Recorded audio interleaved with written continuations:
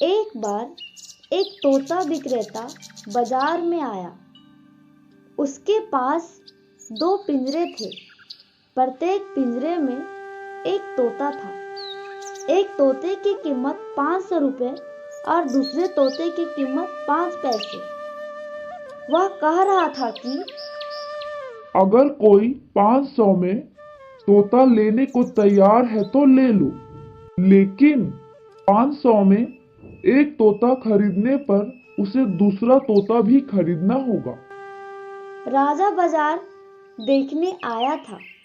तोते की आवाज सुनकर उसने हाथी को रोका और पूछा, कीमत में अंतर क्यों?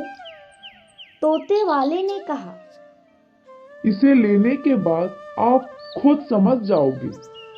राजा ने तोता खरीदे और जब वह सोने गया तो उसने नौकर से कहा, जो 500 रुपये वाला तोता है उसे मेरे बिस्तर के पास लटकाओ। और उसने लटका दिया। सुबह 4 बजते ही तोते ने राम सीता राम का भजन गाया। उन्होंने सुंदर श्लोक का पाठ भी किया। राजा प्रसन्न हुआ। अगले दिन राजा ने दूसरे तोते का पिंजरा रखा। सुबह होते ही तोता ने गंदी गंदी गाली देने लगा। राजा गुस्सा में था। उसने नौकर से कहा कि तोते को मार डालो। पहला तोता राजा के पास था। उसने बड़े ही नम्रता पूर्वक राजा से कहा, वह उसे ना मारे, वह मेरा भाई है। हम दोनों एक दिन एक जाल में फंस गए थे और मुझे एक संत ने ले लिया था और मैंने उस संत से भजन सीखे और मेरे दूसरे भाई को एक हत्यारे ने ले लिया था।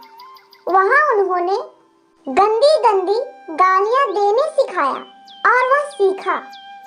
उसकी कोई गलती नहीं है, यह उसकी बुरी संगत का परिणाम है। राजा ने उसे नहीं मारा बल्कि उसे उड़ा दिया। इस कहानी से हमें क्या सीख मिलती है?